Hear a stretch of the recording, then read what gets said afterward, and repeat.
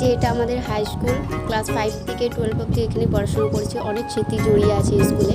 তারপর আমরা বসে যাই খেতে মৎস্য, খিচুড়ি আর টক ছিল, সত্যি সুস্বাদু হয়েছিল অনেক খেতে। তো সকলেই খাওয়া দাওয়া শুরু করে দিয়েছে। এই যে আমার এক বান্ধবী শুধু খেতেই ব্যস্ত থাকে, শুধু খেয়েই যায়।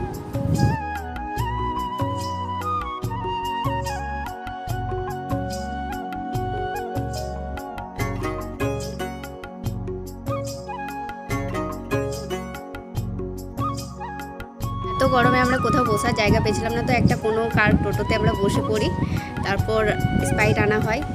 প্রচণ্ড গরম, আমরা খেতে শুরু করি সবাই মিলে।